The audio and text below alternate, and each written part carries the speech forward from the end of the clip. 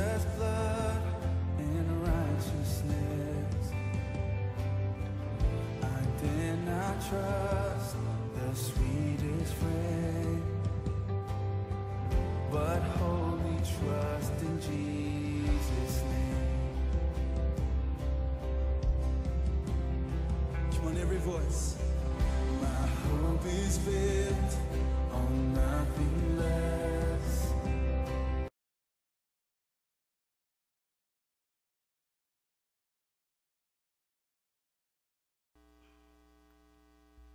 Eh bien, le titre du message de ce matin, donc je pense que c'est mon troisième message depuis le début de l'année, deuxième, troisième message, donc sur notre thématique de l'année qui est bâtir l'avenir.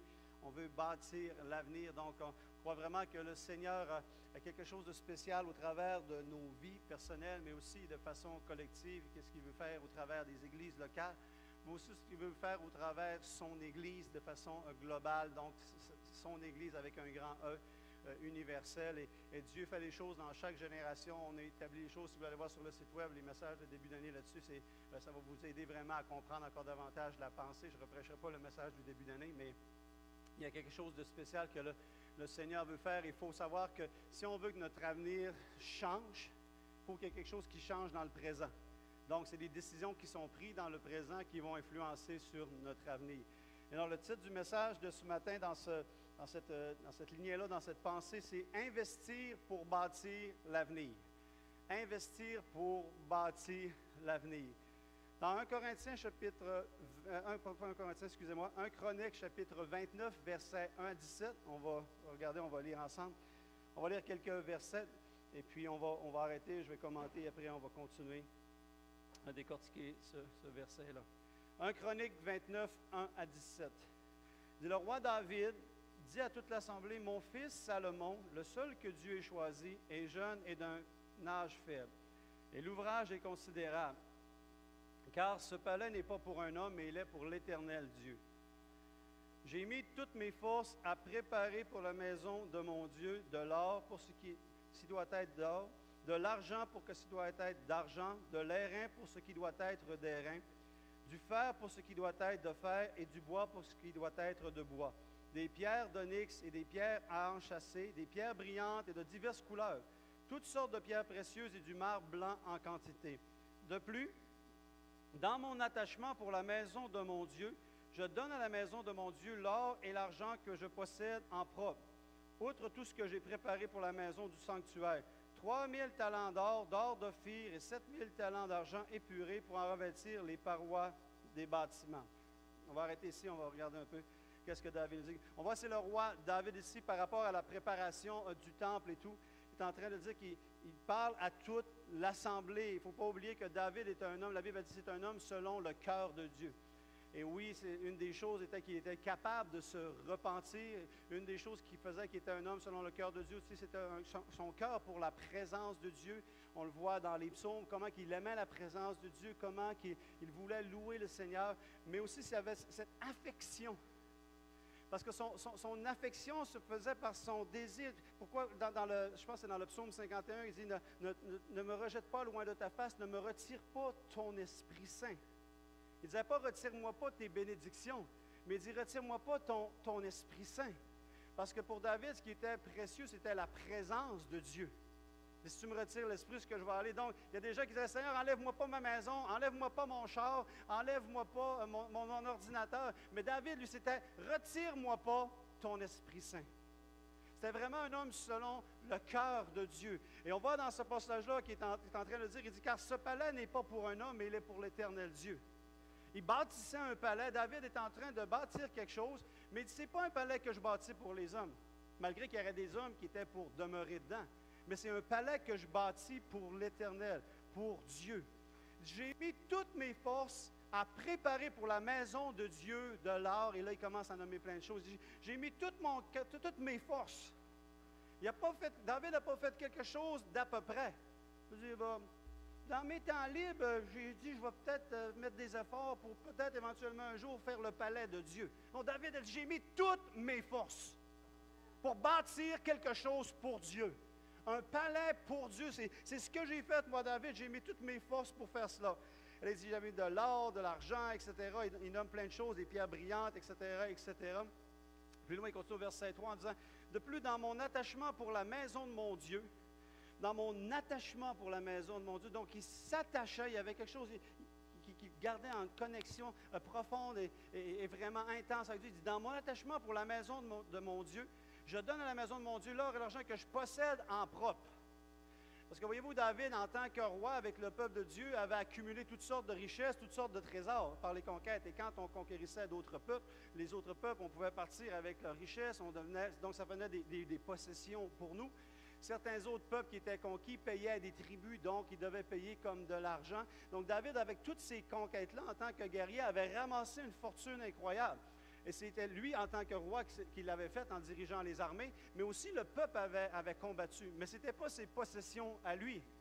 C'était les possessions qui étaient venues, qui appartenaient au royaume. Mais David dit, dans mon attachement pour la maison de Dieu, je donne pas juste l'or, mais je donne ce que je possède en propre aussi. Il aurait pu n'avoir assez de sa conquête, mais il dit, non, je vais prendre même de ce qui m'appartient, en mon propre, pour pouvoir investir moi aussi, moi-même, dans la maison de Dieu. Et c'est ce qu'il a fait. Et donc, il a fait toute cette préparation-là. Vers la fin du verset 5, on va continuer. Parce qu'il commence à dire, « Qui veut encore présenter volontairement aujourd'hui ses offrandes à l'Éternel? » David commence en disant, « Moi, j'ai fait ça. On a fait les préparations. » Mais là, il se tourne maintenant avec l'Assemblée. Il est devant l'Assemblée. « J'ai fait ci, j'ai fait ça, j'ai préparé ça, j'ai mis mon propre argent, j'ai mis mes propres efforts parce que j'aime Dieu. Je veux lui bâtir un palais pour lui. J'ai un attachement pour la maison de Dieu. C'est important dans ma vie. Maintenant, qui de l'Assemblée veut donner volontairement aussi pour ce temple?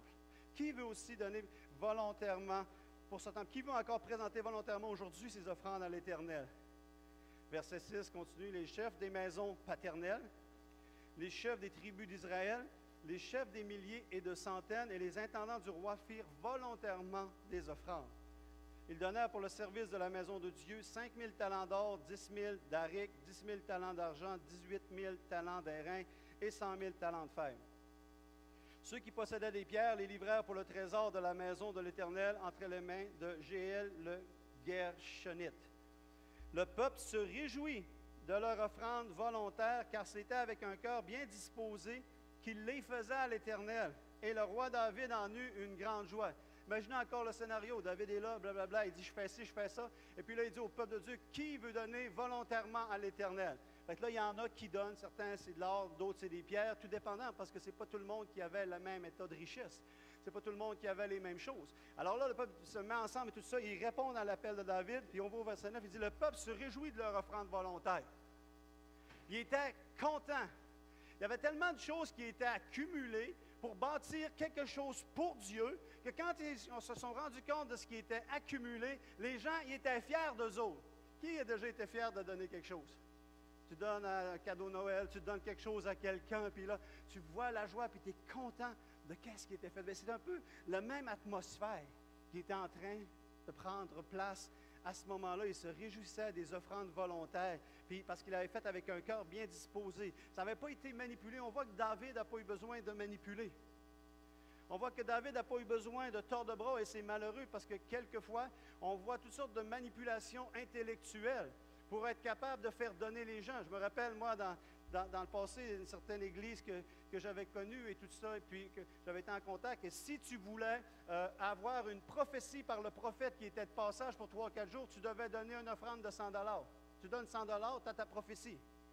Donc, on marchandait pour être capable de chercher des fonds. Mais David et les serviteurs selon Dieu, on doit être capable d'exposer la vérité, de prêcher les principes de Dieu, mais la ligne est mince entre influencer et manipuler. Et on doit vraiment chercher d'avoir un cœur qui est pur devant Dieu. Et malheur à ceux qui n'ont pas un cœur pur devant Dieu, parce que c'est devant Dieu qu'ils vont rendre compte premièrement. Mais si tu as un attachement pour le peuple de Dieu, le cœur de Dieu, la maison de Dieu, donc tu es capable d'exposer les choses, de faire que les gens vont être motivés, ils vont faire comme eux avec un cœur bien disposé, donner à l'Éternel. Et le roi David aussi, il a eu une grande joie. Il dit, hey, guys, c'est bon, super, let's go. On a réussi, on a ramassé quelque chose de bon, puis on continue dans nos préparations. Continue après ça, verset 10. David bénit l'Éternel en présence de toute l'assemblée. Et il dit, béni sois-tu d'éternité en éternité, éternel Dieu, de notre Père Israël. À toi, Éternel, la grandeur, la force et la magnificence, l'éternité et la gloire, car tout ce qui est au ciel et sur la terre t'appartient. À toi, Éternel, le règne, car tu t'élèves souverainement au-dessus de tout. C'est de toi que viennent la richesse et la gloire. C'est toi qui domines sur tout. C'est dans ta main que sont la force et la puissance. Et c'est ta main qui a le pouvoir d'agrandir et d'affermir toutes choses. Quand l'offrande est apportée, quand les gens s'engagent à donner volontairement et tout ça, David bénit l'assemblée et commence à louer Dieu. La louange et la reconnaissance de la grandeur de Dieu, que la richesse et la gloire est là. Et j'aime ça voir la louange qui est mélangée partout, qui est au milieu de quoi que ce soit. Et il y a une autre histoire avec le prophète Daniel, où est-ce qu'il attendait pour une prière, une réponse à la prière. Il y avait eu une vision, il voulait savoir c'était quoi la signification. Et la Bible dit qu'un ange de Dieu est venu au moment de l'offrande du soir. Quand on veut louer Dieu, quand on veut offrir à Dieu, que ce soit par nos louanges, un sacrifice de louange, le fruit de nos lèvres qui célèbre son nom ou qu'on donne financièrement, au milieu de cela, la bénédiction est relâchée. Il y a quelque chose qui prend place, il y a quelque chose qui se passe à ce moment-là. Et donc, on voit David ici qui est en train d'élever le nom de Dieu. Continue, verset 13. Maintenant, ô notre Dieu, nous te louons et nous célébrons ton nom glorieux, car qui suis-je et qui est mon peuple, pour que nous puissions te faire volontairement ces offrandes. Tout vient de toi et nous recevons de ta main ce que nous t'offrons. Tout vient de toi. Il y avait une reconnaissance dans le cœur de David que tout ce que nous avons vient de toi. Tout vient de toi et nous recevons de ta main ce que nous t'offrons.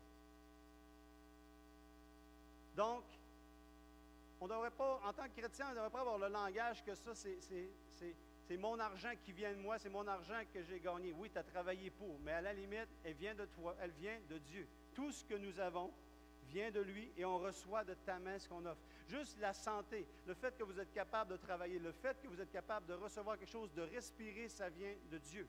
Donc, d'avoir cette reconnaissance-là dans nos cœurs comme eux avaient, de dire que Seigneur, tout vient de toi et ce qu'on reçoit de ta main, ce que l'on t'offre. Donc, Dieu nous donne et on continue à bénir.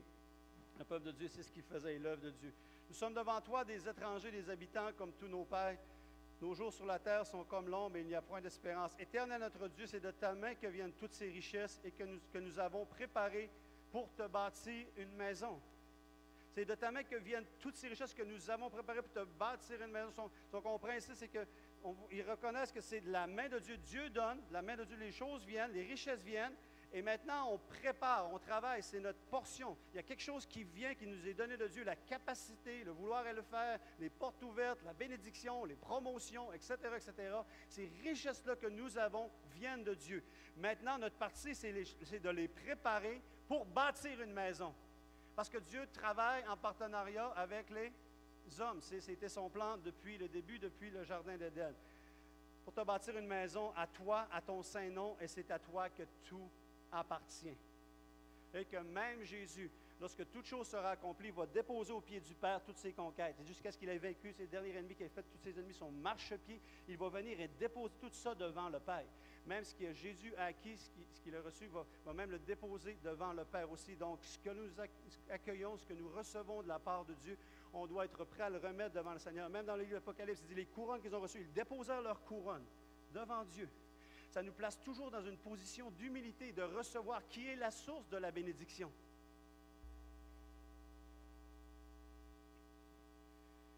Verset 17. Je sais, ô mon Dieu, que tu sondes le cœur et que tu aimes la droiture. Aussi, je t'ai fait toutes ces offrandes volontaires dans la droiture de mon cœur, et j'ai vu maintenant avec joie ton peuple qui se trouve ici t'offrir volontairement ses dons. C'est un passage dans l'Ancien Testament, dans une chronique avec David. Dans le Nouveau Testament, il y a un autre passage qui nous exhorte aussi à donner avec joie, comme eux ont donné avec joie. 2 Corinthiens 9, versets 6 à 11. Il dit, sachez-le, celui qui sème peu, moissonnera peu.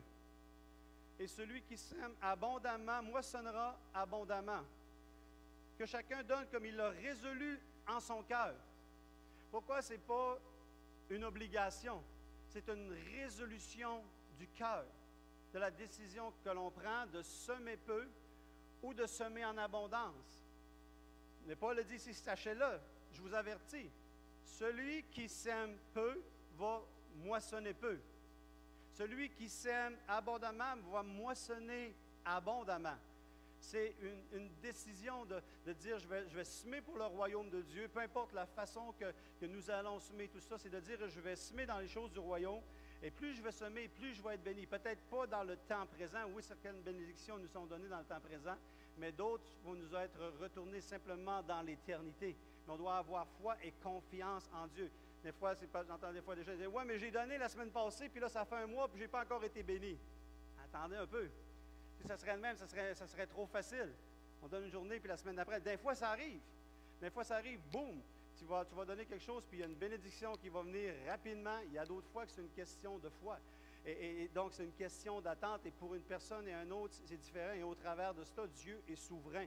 Et on doit lui faire confiance. Tu ne peux pas comparer et dire pourquoi comme moi je donne puis je ne suis pas béni, puis un autre donne quasiment pas, puis il y a les bénédictions qui sont là.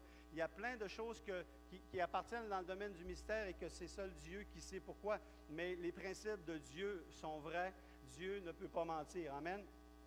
Que chacun donne comme il l'a résolu en son cœur, sans tristesse ni contrainte. Car Dieu aime celui qui donne avec joie. Voyez-vous, la thématique de la joie qu'on voyait dans le texte avec David se retrouve encore là, que Dieu cherche des gens qui veulent donner avec joie. Pas comme, encore une offrande. Encore une offrande. Encore, il nous demande encore de donner. Non, il ne nous demande pas de donner. Ça dépend toujours comment on voit les choses. On peut voir les choses comme, il nous demande encore de donner, ou encore, il nous donne encore une occasion d'être béni. Il nous donne encore une chance de pouvoir récolter. Et là, selon cette chance qui est donnée là, selon la capacité que tu as, les ressources que tu as et la résolution que tu prends dans ton cœur, de le faire avec joie. Et verset 8, il dit, Dieu peut vous combler de toutes sortes de grâces, afin que, possédant toujours en toutes choses de quoi satisfaire à vos besoins, vous ayez encore en abondance pour toute bonne œuvre. Selon qu'il est écrit, il a fait des largesses, il a donné aux indigents, sa justice subsiste à jamais. Celui qui fournit de la semence au semeur et du pain pour sa nourriture vous fournira et vous multipliera la semence et il augmentera les fruits de votre justice. Vous serez de la sorte enrichis à tous égards pour toute espèce de libéralité qui, par notre moyen, feront offrir à Dieu des actions de grâce. Dieu fournit la semence au semeur et il va même fournir et multiplier pour augmenter les fruits de notre justice et afin qu'on puisse être enrichi de plus en plus et que cela puisse même offrir des actions de grâce. Donc, le plan de Dieu au travers de cette bénédiction, c'est d'amener à ce qu'il puisse y avoir une multiplication, une augmentation, mais pas simplement pour que ça s'arrête à nous. Ou est-ce qu'on est juste comme béni pour nous? Le but de Dieu, c'est que l'abondance qui vient sur nous nous aide à bénir encore davantage et à faire qu'il y ait des actions de grâce, des reconnaissances de la bonté, de l'amour de Dieu. Quand on donne de la nourriture aux gens, quand on aide les gens comme avec la banque alimentaire et ces choses-là, les gens sont reconnaissants. Même dans certaines communautés qui ne sont même pas chrétiennes, nous reconnaissaient comme la communauté musulmane. Il y a des gens qui disaient « Ah, ça, c'est l'Église qui aide le monde. » Il y a une réputation qui vient et Dieu est glorifié au travers de ça. Pourquoi? Parce que le peuple de Dieu a décidé d'investir dans quelque chose qui va se multiplier et qui va simplement apporter gloire à Dieu et aider pour l'avancement du royaume de Dieu. Donc, le royaume de Dieu qu'on veut bâtir, il ne se bâtit pas seulement avec, oui, il se bâtit avec la prière, oui, avec le jeûne, avec la louange, prédication, mais aussi les investissements, les ressources que Dieu nous donne pour pouvoir faire son œuvre et bâtir son royaume. Si on regarde attentivement la parole de Dieu, on voit qu'il y a trois façons de donner dont l'ensemble du monde chrétien reconnaît la validité. Il y a certains autres qui vont parler de différentes autres choses, mais il y a un accord pas mal unanime au niveau de trois façons qu'on est appelé à donner dans la parole de Dieu. Et donc, on va les regarder un peu ce matin. Premièrement, il y a l'aumône. Matthieu 6, versets 1 à 4.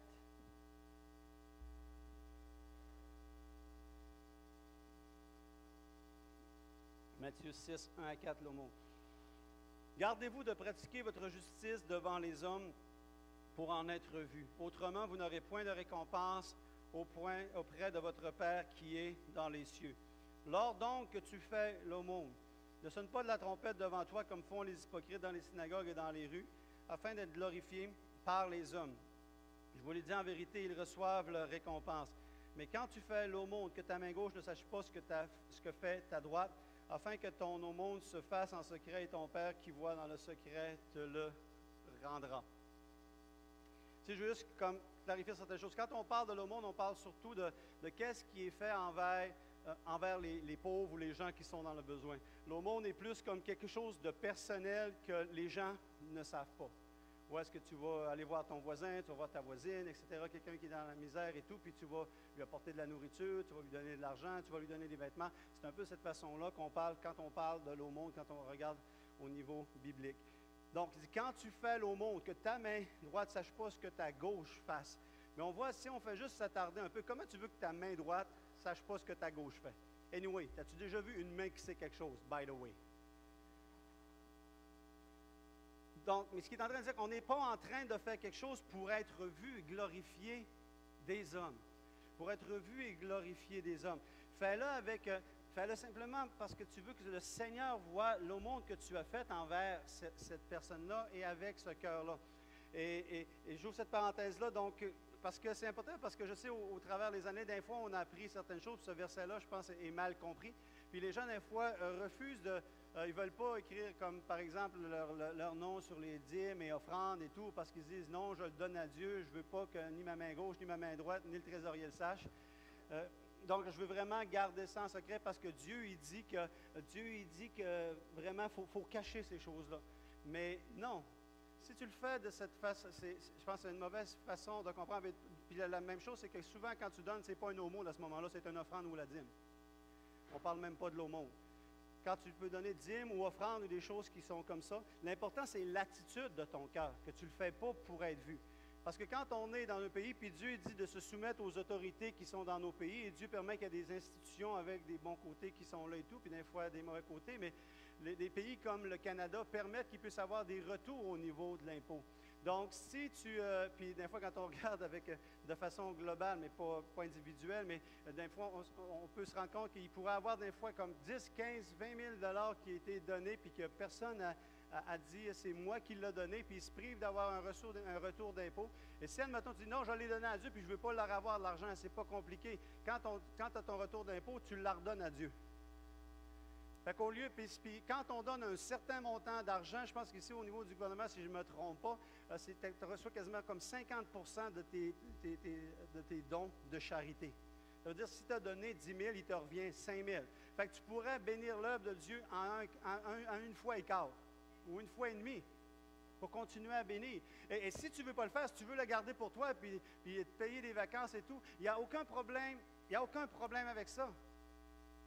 Il n'y a rien qui nous dit, souvent la parole de Dieu, on interprète mal, on nous a mal enseigné des versets, puis on reste dans l'ignorance, et le peuple de Dieu périt faute de connaissance, et il ne comprend pas. Si tu ne veux pas le faire dans ta conscience, que tu dis non, je ne veux pas, et tout ça, change pas d'idée, mais quand même, je voulais prendre le temps de vous informer, parce que c'est peut-être une bénédiction pour vous. Si tu arrives à la fin, tu reçois ton impôt et tout, puis tu reçois comme un 1 000 $ qui te revient ou un 2 000 $, ça peut t'aider dans n'importe quelle chose. Ça peut t'aider à faire de l'aumône à quelqu'un, ça peut t'aider pour tes projets, etc., etc. Fait que juste prenez le temps de bien remplir les cartes. Si vous voulez, encore là, c'est vraiment libre à vous, mais quand Dieu nous place dans un pays, on n'est pas en train de profiter de quoi que ce soit. C'est un système qui a été mis en place, qui peut être un bénéfice et qui peut aider. Imaginez, à la fin de l'année, ça peut faire une grosse différence individuelle, mais aussi une différence collective si les gens comprennent cette réalité-là, en comprenant que dans ce verset-là, Dieu n'est pas en train de dire « écrivez pas votre nom sur l'enveloppe » et tout ça. Donc, ça n'a rien à voir, c'est une attitude de cœur. Deuxièmement, l'offrande. Actes 24, 17, c'est Paul qui parle. Il dit, après une absence de plusieurs années, je suis venu pour faire des aumônes à ma nation et pour présenter des offrandes. Pour présenter des offrandes. Paul venait pour présenter des offrandes. Et on voit à différentes places, autant dans l'Ancien Testament que le Nouveau Testament, qu'on vient pour présenter des offrandes. Donc, l'aumône est plus pour les pauvres, mais l'offrande se retrouverait plus comme quand on fait une offrande, par exemple, missionnaire. Ça n'a rien à voir avec la dîme qui est donnée, mais c'est une offrande missionnaire. C'est une offrande pour des croisades d'évangélisation. C'est une offrande pour les gens qui sont dans le besoin. Donc ça, c'est quelque chose qui est à part. C'est une deuxième façon de donner dans la parole de Dieu. Donc, offrande est aussi une façon de donner. Aumône, offrande. Et troisièmement, la dîme. La dîme, on va prendre le temps de regarder un peu plus à cela. Genèse chapitre 14, versets 17 à 20. Genèse 14, 17 à 20.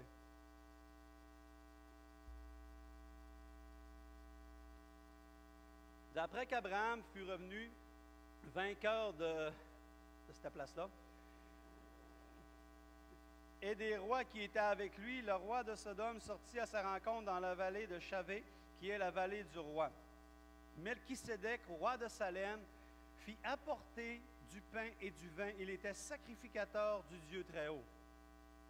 Il bénit Abraham et dit, « Béni soit Abraham par le Dieu Très-Haut, maître du ciel et de la terre.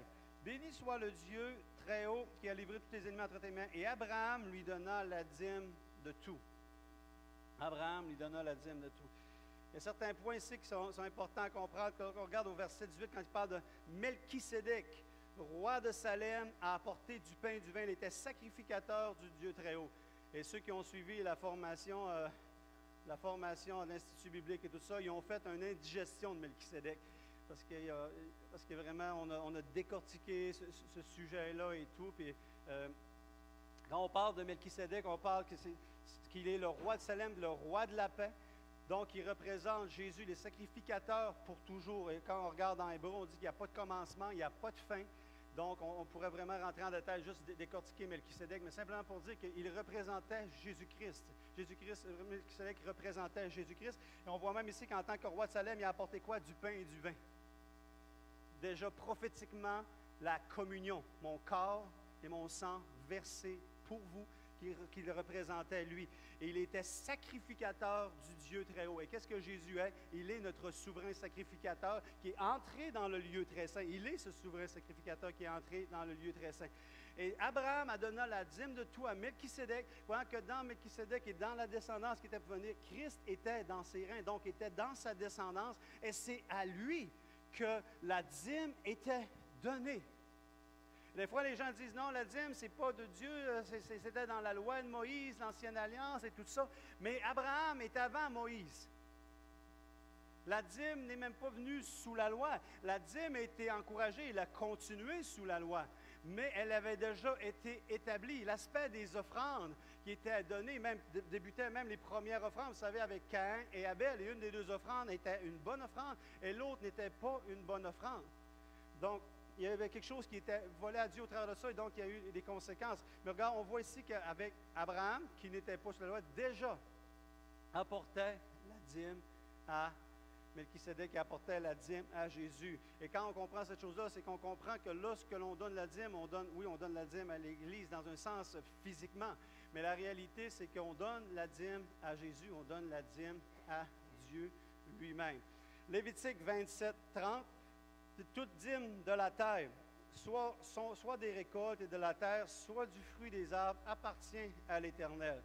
C'est une chose consacrée à l'Éternel.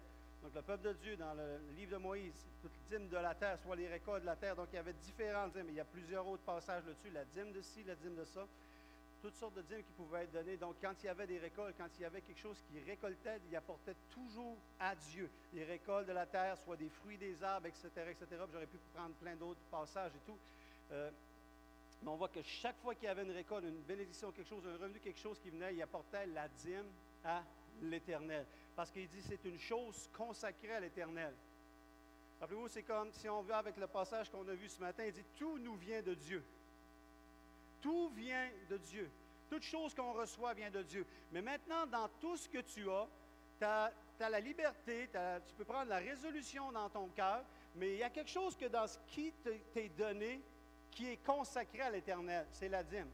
C'est ce qui fait qu'il y a 10% qui revient à l'Éternel. Ça appartient à l'Éternel. Les offrandes, les aumônes doivent aller par-dessus cela. Parce que les autres, sont donnés selon ton cœur. Mais l'autre, c'est donné selon la responsabilité que tu as de remettre à l'Éternel ce qui lui est consacré. Qui lui est consacré. C'est ce que la parole de Dieu nous enseigne. Nombre 18, 26. Il y a un autre passage ici. Il dit, dis aux Lévites, lorsque vous recevrez des Israélites les dîmes que je vous donne de la part en guise de possession, vous en prélèverez le 10e comme offrande pour l'Éternel. Ce sera là donc la dîme de la dîme de la dîme et d'âme. Vous ne connaissez pas ce chant-là? Dis aux Lévites, lorsque vous recevrez des Israélites les dîmes que je vous donne. Voyez-vous, quand on a vu un peu avec Pasteur Michel Bisaillon, il y avait les tribus qui étaient là, il y avait des territoires qui leur avaient été donnés. Mais il y a un territoire où ceux qui étaient comme les Lévites, ils recevaient, il y a un territoire qui leur avait été donné à eux, puis ils pouvaient vivre simplement de l'apport qui avait été donné en possession par rapport aux Israélites. Le peuple de Dieu apportait la dîme, et cette dîme-là qu'eux recevaient en tant que Lévites, en tant que sacrificateurs de Dieu, ils recevaient ça. Et après ça, ils pouvaient en prélever le 10e de ce qu'ils recevaient. S'ils avaient reçu comme, bon, c'était pas en argent à ce moment-là, mais mettons 100 000 $ qu'ils recevaient, ça veut dire on reçoit 100 000 $ qui nous est apporté en tant que Lévites. On garde une partie, mais nous, on doit vivre avec une partie puis faire fonctionner les choses. Mais maintenant, on va prendre un 10e de cela pour aussi donner. C'est pourquoi même nous, en tant qu'Église, quand on reçoit que les gens donnent la dîme, donnent les offrandes, mais donnent la dîme, qu'est-ce que l'on fait? C'est qu'on prend un 10e de ce qui a été donné et on l'envoie dans un autre ministère, entre autres l'organisation qu'on fait partie, les Assemblées de la Pentecôte du Canada. On donne toujours un 10e de qu'est-ce qu'on reçoit au niveau des dîmes parce qu'on respecte le principe de vouloir de partir et de donner la dîme de la dîme pour pouvoir bénir l'œuvre de Dieu. Donc, le principe doit continuer. Et sachez ça, on était fiers de la dernière réunion d'affaires quand on est allé là-bas, je pense que je vous l'ai déjà dit. Il y a peut-être juste 30% des églises qui sont vraiment fidèles à être capables de respecter ça par rapport à l'organisation. Et nous sommes un des 30% qui fidèlement donnent. Et puis, on croit que le Seigneur va nous bénir dans notre obéissance à pouvoir continuer de le faire. Donc, ça, c'est pour ce qui est au niveau de l'Ancien Testament un peu. Lorsqu'on arrive avec le Nouveau Testament, Jésus, dans Luc, chapitre 11, verset 42, parle aux pharisiens, puis il dit « Malheur à vous, pharisiens, parce que vous payez la dîme de la menthe, de la rue et de toutes les herbes, et que vous négligez la justice et l'amour de Dieu. C'est là ce qu'il fallait pratiquer sans omettre les autres choses. » Donc, certains disent, on arrive dans le Nouveau Testament, Jésus est en train de nous enseigner, et puis Jésus aurait dû arrêter ces choses-là, puis dire, c'est fini cette histoire-là, oubliez ça, ça ne marche plus aujourd'hui. Non, les choses marchent encore aujourd'hui. Et quand il est en train de parler aux pharisiens, il lui dit, vous payez la dîme, de l'amende, de la rue, de toutes les heures, comme je vous disais tantôt, il y a toutes sortes de dîmes qui étaient données, et vous négligez la justice et l'amour de Dieu. Donc, vous faites ça, vous payez la dîme, mais vous négligez la justice et l'amour de Dieu. Donc, c'est important, on ne peut pas se ramasser à donner et négliger la justice et l'amour de Dieu. Il dit, c'est là ce qu'il fallait pratiquer. D'autres mots, il est en train de le dire, c'était correct de le faire, de payer la dîme de ci, de ça, sans omettre les autres choses. Donc, continuez à payer et puis continuez à donner la dîme, mais en même temps, sans omettre le fait de la justice et de l'amour de Dieu.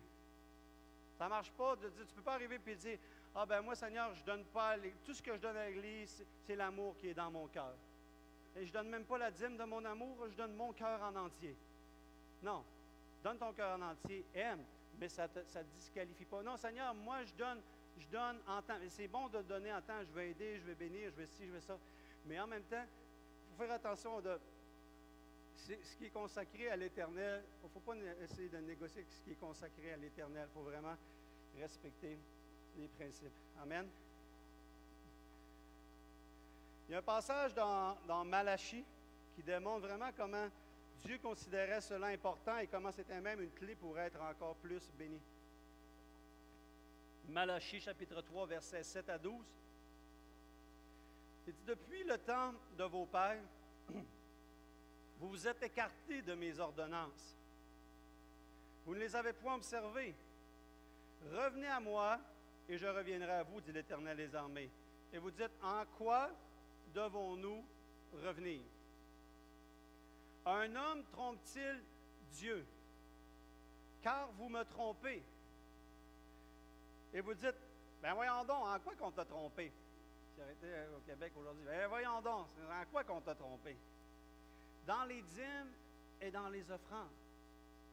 Dans les dîmes et dans les offrandes. Vous êtes frappés par la malédiction et vous me trompez la nation tout entière. Fait que ça allait pas bien. Il y avait des principes, des ordonnances que Dieu avait données. Mais maintenant, eux autres, ils ont finalement, au travers des années, différentes raisons, quoi que ce soit, se sont détournés des ordonnances de Dieu, puis arrivés, puis trompaient Dieu. Il dit même toute la nation tout entière est rendue qu'elle me trompe. Il dit, verset 10, apportez-moi à la maison du trésor toutes les dîmes, afin qu'il y ait de la nourriture dans ma maison. Et quand on parle de nourriture dans la maison, si on transpose comme aujourd'hui, on porte la maison du trésor toutes les dîmes afin qu'il y ait de la nourriture dans ma maison. La nourriture était là pour la subsistance, la nourriture était là pour apporter la vie, la nourriture était là pour que les choses puissent continuer. Donc Dieu veut qu'on puisse apporter dans la maison du trésor toutes les dîmes afin qu'il y ait de la nourriture dans la maison. Mettez-moi de la sorte à l'épreuve, dit Dieu, dit l'Éternel des armées, et vous verrez si je n'ouvre pas pour vous les écluses des cieux, si je ne répands pas sur vous la bénédiction en abondance. Pour vous, je menacerai celui qui dévore, et il ne vous détruira pas le fruit de la terre, et la vigne ne sera pas stérile dans vos campagnes, dit l'Éternel des armées. Toutes les nations vous diront heureux, car vous serez un pays de délices, dit l'Éternel des armées.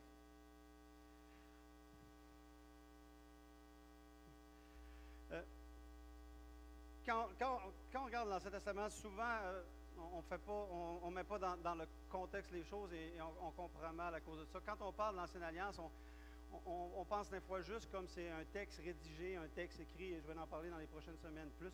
Mais quand on parlait d'alliance, c'est comme c'est un contrat d'entente.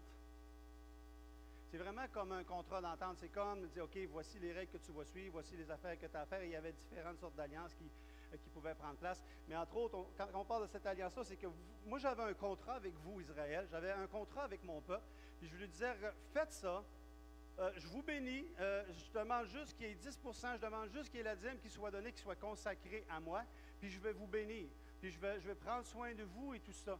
Mais là, Israël avait pas respecté leur partie du contrat.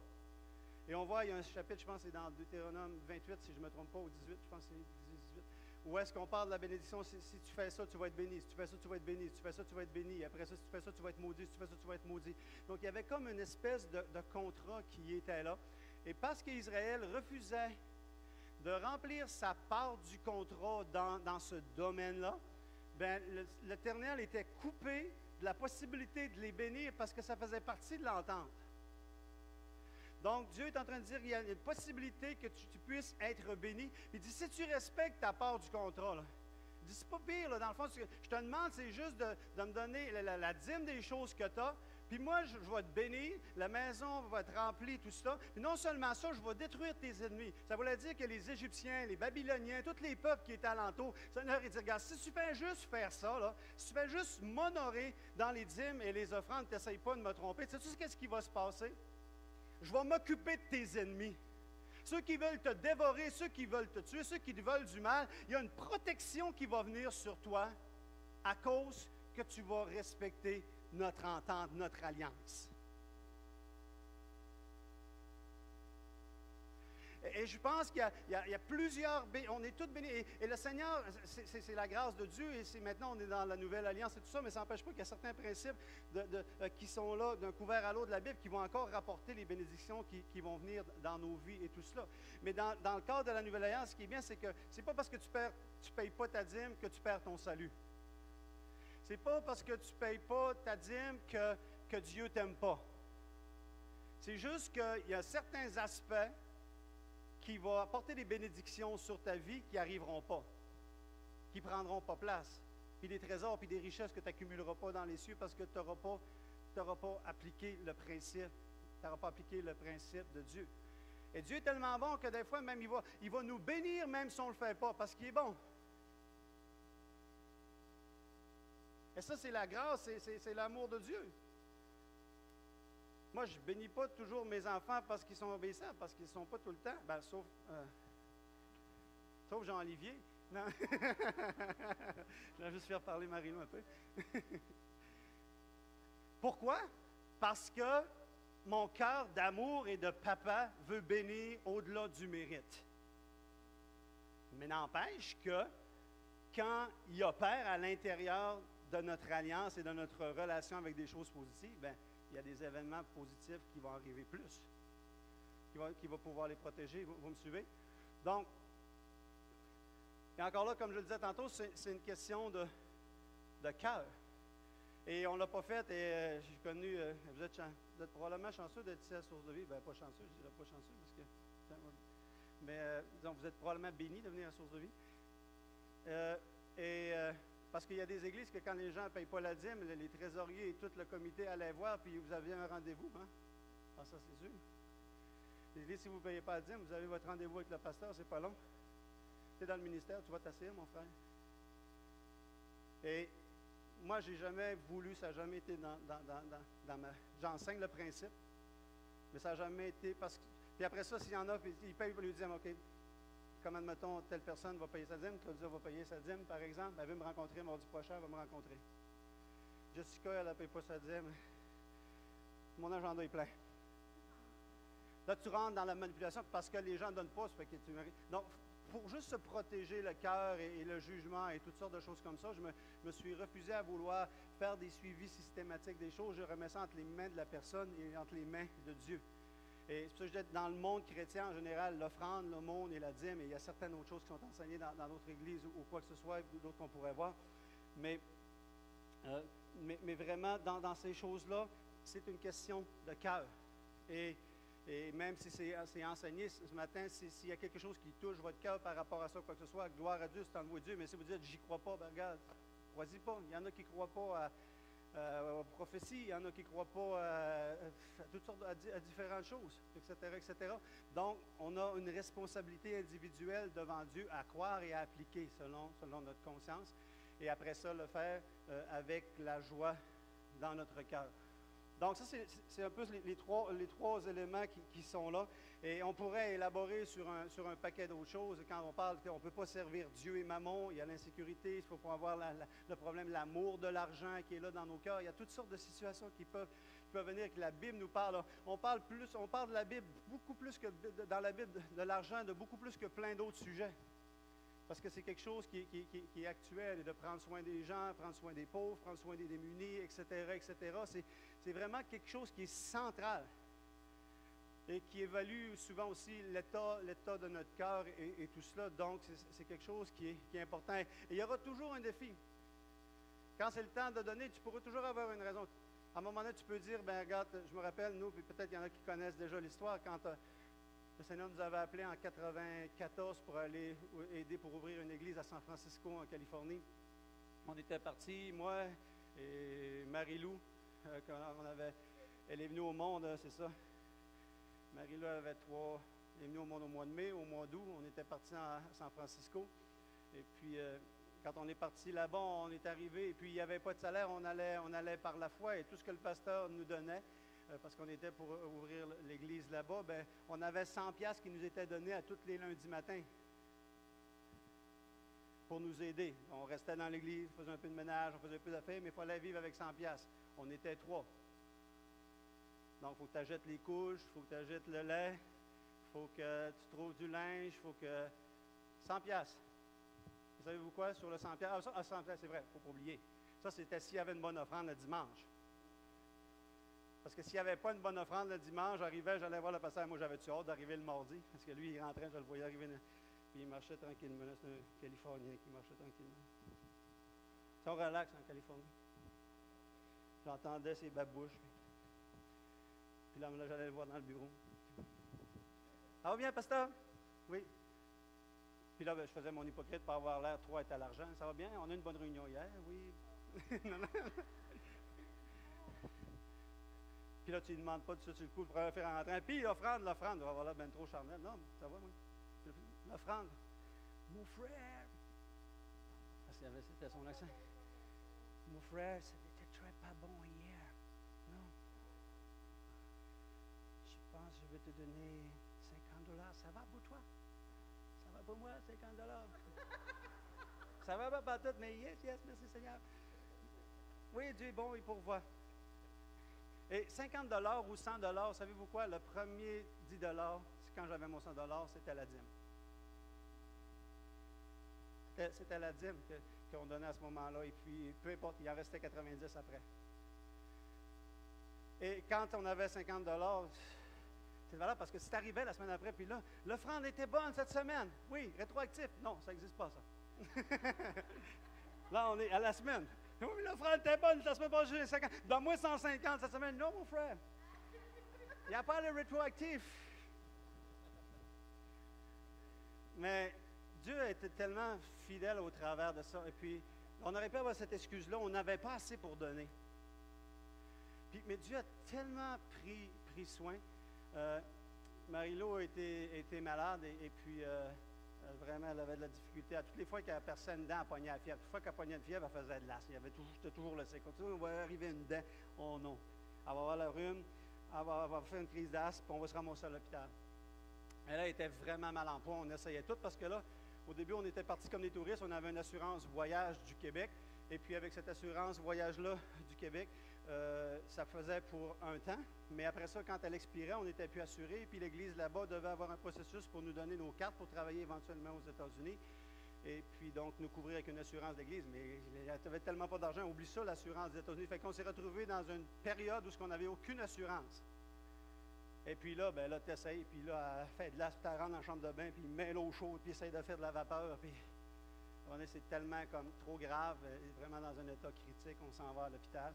On est rentré une journée, puis on est ressorti le lendemain avec une facture de 4 000 $. Il fallait rembourser avec 100 $ par semaine. Seigneur, tu m'as appelé ça, toi? Peut-être que je n'ai pas entendu ta voix comme une fois quelque part.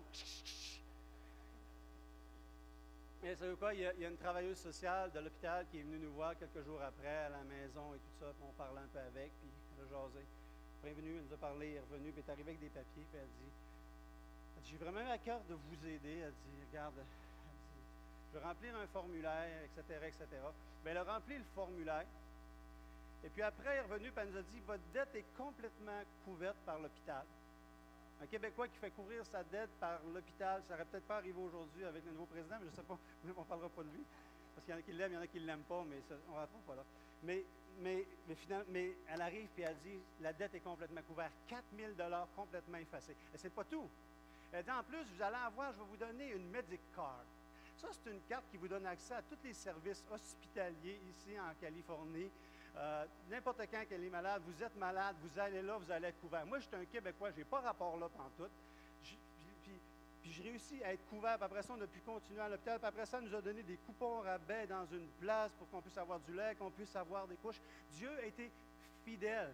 Fidèle, il y a une autre fois, il a agi de différentes autres façons. Une fois, quand mes parents viennent, là, mes parents, ils ne savent pas, eux autres, ils savent que je suis un petit peu fou, je suis devenu chrétien. Et puis, protestant, parce qu'ils étaient des catholiques solides et tout ça. Et puis, fait que là, je m'en vais en Californie. Fait qu'ils ne savent pas de tout ce qui est en train de se passer avec nous autres. Bon, on le sait, on est un peu là-bas, mais on ne veut pas les faire virer fous, là. On reste là, on est dans l'église, puis il y a des gangs de rue qui sifflent après ma femme quand on se promène. Il y a des jeunes qui se font tirer. Il y a eu une dizaine de fusillades autour de la maison. Ce qu'on restait des années qu'on était là. Les prostituées, les personnes venaient faire leurs besoins dans le cadre de porte. Il fallait nettoyer avant le dimanche matin. Toutes sortes d'affaires. C'était fou. Fait qu'on ne voulait pas trop leur dire à nos parents là, dans quoi qu'on était. Non, Dieu est bon, Dieu est bon. Puis à un moment donné, ils viennent nous visiter. Ils disent, on va aller vous visiter là-bas en Californie. Et puis là, ben, ils viennent nous visiter, puis on est pas mal pauvres. Eux autres, ils veulent faire bien les affaires. Ben, dans la semaine juste avant qu'ils viennent, je vais dans le compte de banque, puis il y avait des arriérés, des choses qui ne nous avaient pas été données pour les allocations familiales, les allocations maternité, les primes pour des enfants qui donnaient à ce moment-là. Ben, on s'est retrouvés avec, je ne me rappelle pas, alentour de 600 $. Fait que là, mes parents sont arrivés, puis là, on avait l'argent pour les recevoir, on avait l'argent pour aller à Disneyland, on avait l'air d'être super correct.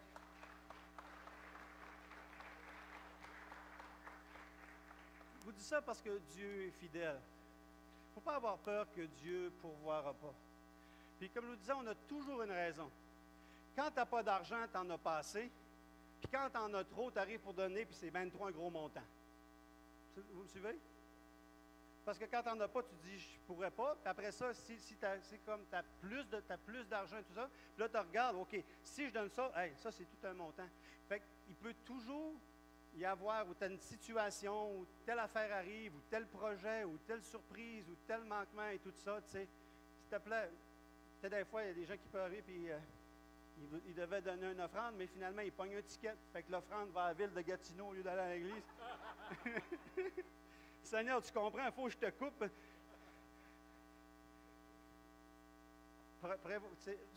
ayons la foi en Dieu et tout cela qui va être capable à pouvoir, peu importe la situation dans laquelle nous sommes. J'enseigne toujours ce principe-là. Je l'enseigne environ une fois par année. Oui, on parle quelques autres fois durant l'année au niveau de la générosité que les gens donnent, mais décortiquer un peu plus comme ça arrive à peu près une fois par année. Et ce matin, c'était la fois que je le faisais, puis elle a quand même un sens aussi, particulier, dans le sens que peut-être certains d'entre vous le savez ou ne le savez pas, il y en a d'autres qui ne le savent pas, mais 2017 n'a pas été une année vraiment, au niveau financier, n'a pas été une bonne année. C'était une année qui était un peu plus à la baisse pour différents facteurs, différentes raisons et tout cela. Et puis, ça nous a amené, quand on a travaillé avec le comité de l'Église, à faire un budget. Quand on est arrivé, qu'on a regardé ce qui rentrait, ce qu'on s'en allait, puis que j'ai regardé avec Sylvain comme trésorier au niveau général, on s'est dit, il faut faire un budget l'année prochaine, mais on a besoin de couper 29 000 sur l'année d'avant. Fait que, on dit, OK, on va arrêter, on va prier, on va demander à Dieu comment le faire. Parce que on savait qu'on peut couper 100 pièces là, 1000 pièces de là, mais quand tu parles de 29 000, on parlait vraiment d'une somme d'un montant qui était quand même assez élevé. On l'a retravaillé et puis on a arrivé à le faire. Et puis, donc le budget qu'on a ajusté cette année, autant pour les ministères, autant pour différents services, autant pour différentes choses, on a réussi à le faire, mais on veut vraiment être capable d'arriver en 2018 et retourner au niveau où ce qu'on était et croire que le Seigneur va pourvoir et qu'on va arriver à rentrer, puisque on veut continuer de bâtir l'avenir. On l'a vu ce matin, on l'a vu avec les Premières Nations, les missions qu'on fait en Haïti, les démunis, toutes sortes de services, toutes sortes de choses qu'on veut continuer de faire pour l'œuvre de Dieu. Et on a besoin de pouvoir avoir les ressources d'investir pour pouvoir bâtir. Et avec le comité, on s'est entendu d'être transparent avec l'Église, de dire voici le défi qui est un peu devant nous. Et dans la Bible, il y a des fois où est-ce que Dieu nous dit de se taire et de s'attendre à lui. Mais on voit aussi à d'autres endroits où il nous dit de parler au peuple. Quand on bâtit le temple, quand on l'a vu avec David, il y a un autre endroit dans l'Ancien Testament aussi qui voulait bâtir, et puis qui ont demandé au peuple de venir. Puis le peuple a tellement donné qu'à un moment donné, ils ont dit, OK, arrêtez, on en a trop, là, ça déborde. Donc, il y a un moment où est-ce que des fois, il faut comme parler puis dire, on a besoin de se serrer les coudes ensemble. On a besoin de faire quelque chose pour bâtir et continuer d'offrir autant les bons services au niveau de l'Église et puis de tout ce que le Seigneur nous appelle à faire. Et c'est pourquoi on veut vous exposer ça ce matin et nous encourager. Je vais pas prêcher là-dessus dans les prochaines semaines, mais pour les 3 prochaines semaines, au temps de l'offrande, je vais quand même réexhorter pour être sûr que le message soit reçu par tout le monde, pour nous amener à dire que, OK, quand on va arriver. Et je me rappelle, il y a quelques années, il y avait le budget avait été comme, on disait qu'il allait peut-être avoir moins 22 000 $, mais finalement, on a fait des bénéfices de 22 000 $. Le Seigneur a toujours pourvu, il a accumulé dans nos greniers, il a pris soin de nous, et on croit qu'il va encore le faire. Ça a l'air un gros chiffre, donc 29 000 $, mais la réalité, ce que je disais au comité, c'est que la réalité, c'est que si 100 adultes donnent 20 $ de plus par mois, puis si tu multiplies ça par 12 parce qu'il y a 12 mois, ça fait quoi? Ça fait 24 000. Donc, l'objectif d'être capable de rester dans les montants qu'on veut pour continuer à rouler avec nos budgets et même aller au-delà, bien, si simplement 100 adultes se dire, moi, je donne 20 $ de plus par mois qu'habitude, c'est comme un café par semaine que tu mets de côté, et à la fin du mois, tu as un 20 $ de plus. 100 personnes, on se retrouve déjà avec 24 000. Si certains, suite à l'enseignement de ce matin ou quoi que ce soit, ont la conviction à propos de la dîme, donc de dire, OK, ben moi, je n'avais pas compris, puis je vais m'engager à payer ma dîme, et si peut-être certaines personnes en 2017, parce que je pense que c'est peut-être des choses qui ont pu arriver, on n'a pas été fidèles, on s'est relâché, je vais donner un peu moins, c'est pas si grave, c'est pas si, puis qu'on est plus fidèle à respecter cela. Si en plus de ça, on se retrouve avec une croissance, parce qu'il y a toujours des nouveaux qui se rajoutent à toutes les semaines, des gens qui se rajoutent à l'Église, si on a avec une croissance de nouvelles personnes qui se rajoutent à l'Église, avec des gens qui donnent, parce que nos messages sont écoutés à différents endroits dans la francophonie, s'il y a des gens qui sont en ligne et qui décident de donner et d'encourager pour pouvoir continuer de faire la mission et d'aller encore plus loin dans tous les projets que nous avons, si on fait ça, je pense vraiment que non seulement nous sommes capables de combler cela, mais même d'aller au-delà. Moi, je veux croire Dieu qui va pourvoir, qui va bénir, qu'il y a même des surprises qu'il va faire. Et les surprises, il va les faire au travers. Il pourrait les faire au travers de moi, je serais bien content. Mais il peut les faire au travers d'une personne ou d'un autre.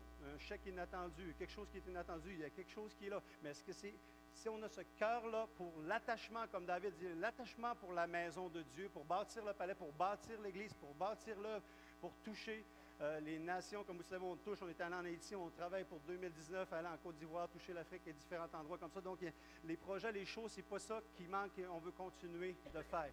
Mais on a besoin de différentes façons. On bâtit l'avenir, on a parlé dans les autres sujets, dans les autres semaines d'autres choses et on va continuer de bâtir l'Église de Dieu.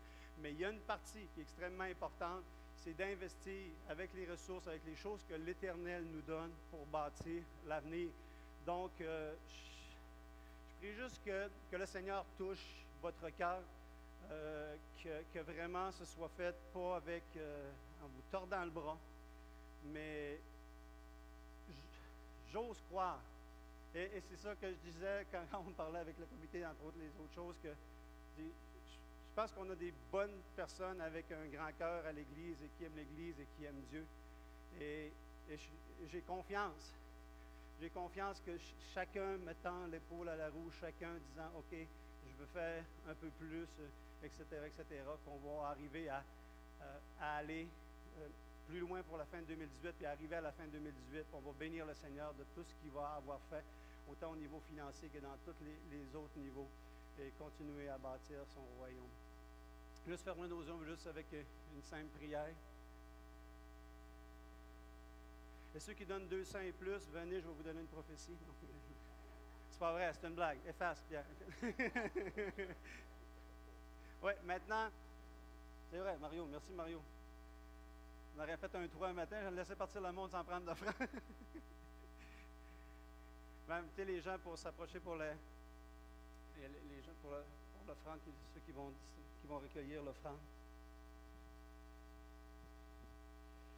Donc, que vous ayez à cœur de le faire durant l'année, durant les mois ou quoi que ce soit, ou peut-être le Seigneur vous met à cœur quelque chose, vous dire, OK, regarde, moi je veux donner plus ce matin, je veux donner plus la semaine prochaine, j'ai à cœur vraiment de faire quelque chose de spécial, ça va être une fois pour tel montant ou quoi que ce soit pour aider. Allez-y selon votre cœur et puis que ce soit entre vous et Dieu. On va prier et puis après on va ramasser l'offrande de ce matin, les amis offrandes de ce matin. Seigneur, on veut te remercier, Seigneur, pour tes bontés, Seigneur. Je veux dire comme David, Seigneur, c'est à toi qu'appartient la richesse, la gloire, la puissance dans tous les siècles, Seigneur. Seigneur, c'est toi qui nous gardes, c'est toi qui nous protège, Seigneur. C'est toi qui pourvois, tu es Jéhovah Jireh, celui qui pourvoit à tous nos besoins selon ta richesse et avec gloire. Seigneur, je te prie, Seigneur Dieu, pour l'offrande de ce matin qui va être apportée, Seigneur Dieu. Notre confiance est en toi, Seigneur. Notre assurance est en toi, Seigneur. Encore et encore au travers de tout notre cheminement, Seigneur. Moi et Julie, Seigneur Dieu, avec toi, Seigneur, tu as su pourvoir pour l'accomplissement des promesses. Tu donnes la provision pour la vision, Seigneur. Et nous voulons croire qu'alors que nous sommes ensemble, et Seigneur, que souvent le peuple, tu veux que le peuple prenne, en anglais on dit ownership, devienne un peu propriétaire, partie intégrante, Seigneur Dieu, de la vision que tu vas accomplir. Alors, Seigneur, puisses-tu toucher les cœurs de tout un chacun selon leurs besoins, Seigneur, selon leur capacité, Seigneur Dieu. Seigneur, la veuve avait donné simplement, elle avait donné de son nécessaire, Seigneur, et tu as été béni, Seigneur, de voir ce qu'elle a donné, parce qu'elle a pris de son nécessaire pour donner, Seigneur Dieu. Alors, Seigneur, ce n'est pas la quantité, Seigneur, mais c'est le cœur selon ce que tu donnes, Seigneur, que tu regardes, Seigneur. Et, Seigneur, on te bénit pour toutes choses et on prie, Seigneur, je prie pour une provision surnaturelle, Seigneur Dieu, et que tu te montres, quand tu dis dans Malachie, tu dis, mettez-moi de la sorte à l'épreuve. Et vous verrez si je n'ouvrirai pas les écluses des cieux. Seigneur, on croit, Seigneur, qu'alors qu'on te met à l'épreuve, alors qu'on obéit, Seigneur Dieu, que tu vas bénir et tu vas faire des choses même spéciales qui vont être directement reliées au pas de foi, Seigneur, qui vont avoir été fait. Père, on prie au nom de Jésus. Amen.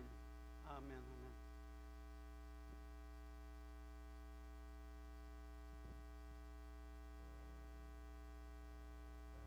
Et je fais la musique durant l'offrande.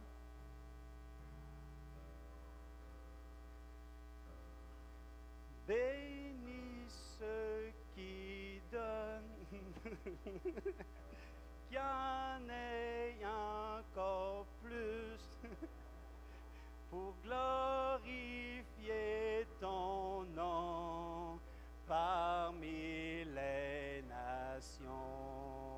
Je pensais que Doua allait partir. C'est bon, hein? Je pensais que tu allais partir à la course pour m'arrêter.